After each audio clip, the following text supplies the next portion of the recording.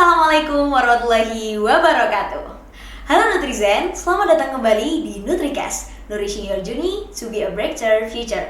Bersama aku, Fatmati Faisnawati, Gizi Masyarakat 59.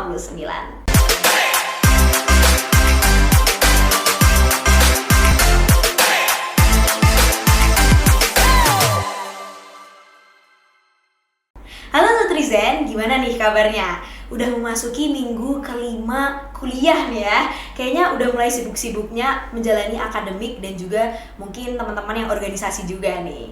Nah, hari ini aku nggak sendirian nih Nutrizen. Tentunya hari ini aku akan membersamai narasumber yang luar biasa kerennya. Udah kelihatan ya ada siapa di sini. Jadi hari ini kita akan membahas tentang gimana sih caranya menjadi mahasiswa gizi yang extraordinary. So, tunggu apa lagi? Ini dia Kak Sarah Firjani. Halo Kak. Halo Fatma. Gimana nih Kak kabarnya? Alhamdulillah baik. Seneng banget bisa ada di sini nih buat ngobrol bareng-bareng teman-teman semua. Oke. Luar biasa sekali ya, Kak Sarah ini merupakan salah satu Class of Champion yang mana pengalamannya itu luar biasa. Langsung aja kali ya kita kepoin sama Kak Sarah. Boleh dong Kak Sarah perkenalan dulu nih sama teman-teman Nutrizen. Oke, tadi sebenarnya udah dikenalin sedikit ya sama Iya. Fatma. Nama aku Sarah Firjani Hanisa, biasa dipanggil Sarah. Aku juga sama dari Gizi Masyarakat angkatan 59 dan mendapatkan penghargaan sebagai mahasiswa prestasi ilmu gizi IPB dan juga alhamdulillah beberapa kesempatan terakhir ini mendapatkan kesempatan untuk menjadi salah satu cast dari Ruang Guru Clash of Champions. Oke, luar biasa sekali ya teman-teman.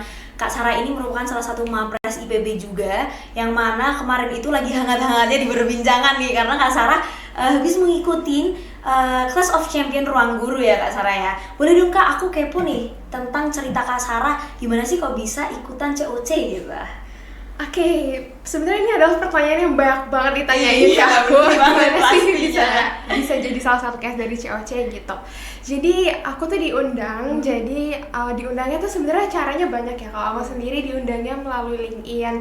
Ada beberapa teman-teman yang diundangnya melalui Instagramnya Ruang Guru Community. Ada juga yang langsung diundang sama Kak Iman Usman. Tapi kalau aku di sini sama Kak Vicky juga yang dari IPB itu dari LinkedIn. Kemudian aku di chat lewat LinkedIn dan awalnya sebenarnya pertama tuh ngiranya kayak ini beneran gak ya? Takutnya kan kayak scam gitu ya kan? Kita emang harus berhati-hati juga gitu. Betul. Tapi setelah aku terima itu aku confirm lagi ke Ruang Guru, ke Instagram officialnya Ruang Guru gitu. Setelah besoknya aku baru dapet jawaban, oh ternyata memang benar ini official dari Ruang Guru sebagai salah satu rangkaian untuk anniversary Ruang Guru yang ke-10 gitu. Abis aku dapet info itu aku langsung lanjut lagi diskusinya gitu. Terus ternyata kita tuh harus ada seleksinya dulu, jadi ngerjain soal Olimpiade Matematika kayak 10 soal isian gitu. Terus kemudian kita juga ngirim list prestasi selama kurang lebih mungkin 5 tahun terakhir dan ya adalah sedikit pertanyaan-pertanyaan dari mereka gitu. Terus setelah melalui seleksi itu ngerjain soal dan seleksi list prestasi, beberapa hari kemudian dikabarin alhamdulillah ternyata aku menjadi salah satu representasi dari IPB untuk Ruang Guru Clash of Champions. Wah, luar biasa keren sekali ya teman-teman. Ternyata anak COC ini terseleksi dengan luar biasa ya, kayak Betul. pasti terfilter gitu dari cerita Kak Sarah tadi. Nah, kira-kira momen apa sih Kak Sarah di Class of Champion kemarin yang membuat Kak Sarah itu berkesan dan juga merasa Kak Sarah itu improve gitu dengan Kak Sarah yang sekarang? Oke, menurutku setiap momen di COC itu momennya sangat berkesan, tapi yang salah satu yang paling aku highlight adalah aku merasa lebih percaya diri. Jadi secara nggak langsung momen COC ini dari mulai syutingnya, terus kemudian banyak rangkaian kegiatannya, itu tuh meningkatkan self confidence aku. Tadinya yang akunya tuh ya masih suka malu-malu kalau misalnya ketemu orang, terus kemudian dari segi sosial media juga. Tapi setelah COC ini aku banyak banget berkembang jujur, terutama dari segi self confidence. Terus aku juga banyak diskusi kan sama teman-teman COC lainnya, ngedengerin cerita mereka tentang ups and down mereka, prestasi mereka. Itu tuh yang ngebuat aku semakin terus ingin terus belajar, semakin ingin terus berprestasi, dan pastinya ingin terus memanfaatkan privilege kita nih sebagai mahasiswa dengan sebaik-baiknya. Wah, luar biasa sekali. Berarti Kak Sarah nih pasti ketemu sama COC yang lagi keren-kerennya kayak EXO, gitu, Sandy gitu ya Kak Sarah ya. Iya. Mereka seru-seru juga ya Kak ternyata ya. Seru banget walaupun mungkin teman-teman ngeliatnya mereka sebagai orang yang anak-anak yang pinter, anak-anak yang berprestasi, tapi jujur mereka di balik layar tuh seru-seru banget. Yaudah kita kalau ngobrol ya ngobrol aja gitu, walaupun mereka lebih muda dari aku atau ada juga kayak lainnya lebih tua dari aku, tapi kita kalau udah ketemu ya udah diskusi aja, ngobrol-ngobrol santai aja gitu, nggak ngobrolin matematika terus. Iya bener banget sih, ternyata seru banget ya ikut COC kali ini. Nah aku pengen tahu dong Kak, kan setelah Kak Sarah ini mengikuti COC menjadi mahasiswa berprestasi, pasti struggle dong dengan jadwal kegiatan dan kuliah yang padat juga. Aku sebagai mahasiswa yang biasa saja tuh juga merasa kadang gampang capek gitu ya kayak kalau kuliah, apalagi kita kan sebagai anak gizi gitu, yang mana anak gizi ini merupakan salah satu anak kesehatan gitu di IPB, dan IPB kan terkenal sebagai kampus yang jadwalnya padat juga ya kayak. Nah gimana sih Kak Sarah cara mengatur waktu ketika kuliah dan juga mengatur waktu untuk kegiatan-kegiatan di luar lainnya? Oke, kamu sebenarnya nggak mahasiswa biasa aja. Iya ya. Kamu juga banyak kegiatan yang harus aku tahu kok. Jadi gimana ya, kalau misalnya aku sendiri cara mengatur jadwalnya adalah mungkin ini terdengar klise ya, mengenai skala prioritas, tapi emang ini yang selalu aku lakukan gitu. Ketika kita masih menjadi mahasiswa, kita harus tahu dan kita sama-sama paham bahwa kewajiban kita yang utama adalah dengan menjadi mahasiswa yang baik. Artinya datang ke kuliah, mengerjakan semua tugas kuliah, mengikuti praktikum dan lain sebagainya dengan sebaik-baiknya gitu. Jadi kalau aku selalu mengusahakan untuk selalu mengutamakan yang berkaitan dengan akademik, apalagi kalau itu berkaitan dengan orang lain gitu, misalnya teman kelas aku atau teman kelompok dan lain sebagainya. Jadi kalau misalnya banyak kegiatan akademik, itu biasanya aku banyak ngelakuinnya di weekend, karena kalau di weekend kan udah nggak ada jadwal kuliah, artinya aku bisa meluangkan waktu lebih banyak untuk kegiatan akademik, kayak misalnya ngisi acara atau misalnya ngerjain buat lomba dan lain sebagainya. Nah kalau hari-hari biasa emang lebih fokusnya ke kegiatan akademik aja gitu, kayak ngerjain tugas yang banyak gitu. Bener banget yang banyak ya tugasnya. Dan jujur makin kesini kan makin makin kan. Jadi aku saya selalu nyicil lah, karena ya kan emang harus dicicil sih walaupun Kak. pada ujung-ujungnya kayak ya mepet juga gitu. Tapi ya selalu mengusahakan untuk bisa tetap melakukan yang terbaik untuk betul. kegiatan akademik gitu. Betul sekali, emang bener ya teman-teman, meskipun kita sebagai mahasiswa kesehatan yang mana kegiatannya itu sangat padat, kita harus memaksimalkan waktu itu, memanage waktu dengan baik seperti yang Kak Sarah tadi bilang kayak gitu, mengutamakan orang lain dulu daripada kegiatan kita sendiri. Nah aku juga kepo dong Kak, Kak Sarah ini kan banyak banget ya prestasinya gitu sebagai seorang mahasiswa berprestasi.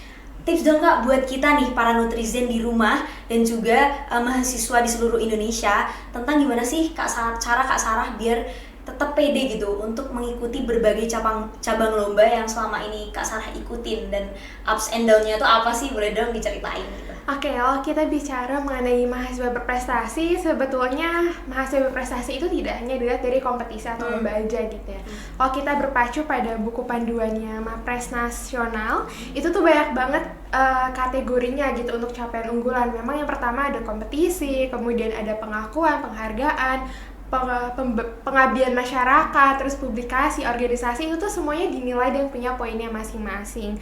Artinya kalau misalnya teman-teman mau jadi Mapres, sebetulnya nggak hanya fokus di kompetisi aja gitu, jadi banyak banget bidang yang bisa kita eksplor. Contohnya kayak kita ngisi acara tingkat nasional, itu tuh bisa jadi poin juga. Terus misalnya ada jabatan di organisasi, terus teman-teman ada kegiatan pengabdian masyarakat, terus kemudian publikasi buku, jurnal, dan lain sebagainya, itu tuh ada poinnya tersendiri. Dan menurutku semaksimal mungkin kita harus bisa eksplor banyak hal sih, karena kalau setiap bidang itu punya outputnya masing-masing, punya pembelajarannya masing-masing gitu. Terus kalau misalnya ditanya gimana sih tipsnya gitu ya. Nah kalau berbicara mengenai tips, kalau dari aku sendiri adalah memang dari awal perkuliahan aku tuh mencoba untuk explore banyak hal. Kenapa? Biar aku bisa tahu mana nih bidang yang aku suka dan memang bidang yang akan aku tekuni selanjutnya gitu.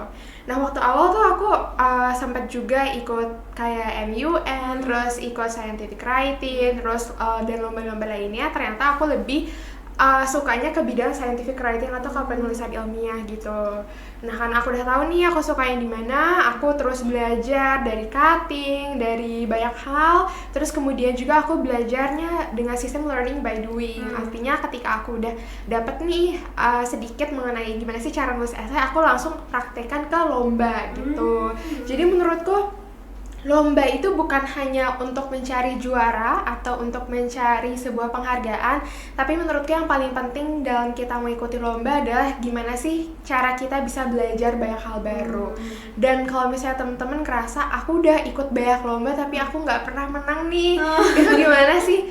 Oke, kalau misalnya aku bisa cerita waktu di tahun pertama itu aku mungkin bisa, aku alhamdulillah ikut lebih dari 17 lomba pada waktu itu, tapi jujur yang menang gak sebanyak itu, bahkan yang menang mungkin kurang dari 5, dan artinya selebihnya aku tuh ya kalah gitu ya. Dan menurutku ketika kalah itu aku justru mendapatkan banyak hal yang artinya pembelajaran itu bisa aku terapkan dan bisa aku aplikasikan ke lomba selanjutnya gitu.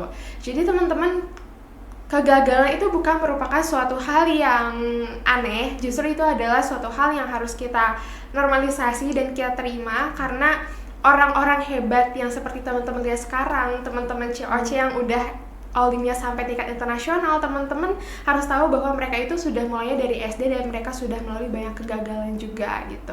Dan aku sendiri juga, aku pernah daftar student exchange di tahun 2024 awal, dan aku pada saat itu udah merasa udah mempersiapkan semuanya dengan sangat baik, dan mentorku juga bilang gitu, tapi ternyata memang bukan rezekinya di situ.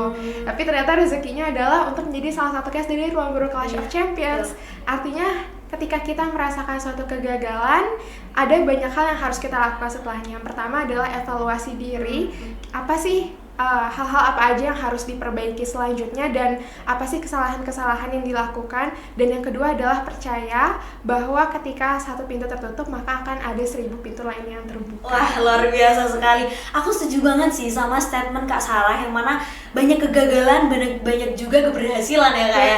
Aku juga merasakan hal yang sama sih sebenarnya, karena memang kalau kita nggak belajar banyak dari kegagalan, dari berbagai cabang lomba, kita juga nggak bakal tahu caranya menjadi juara. Bener nggak Kak Sarah? Nah, sebelum kita akhiri ya Kak, aku mau dong closing statement dari Kak Sarah tentang gimana sih menjadi seorang mahasiswa yang extraordinary untuk seluruh mahasiswa di Indonesia, khususnya untuk Nutrizen di rumah. Oke, pesan dariku, aku selalu menyampaikan ini di setiap kesempatan, bahwa setiap orang dari kita yang terlahir di dunia ini mempunyai kemampuannya masing-masing. Kita semua dikasih kemampuan yang berbeda-beda, artinya teman-teman, sometimes kita memang harus melihat ke atas dan sometimes kita harus melihat ke bawah.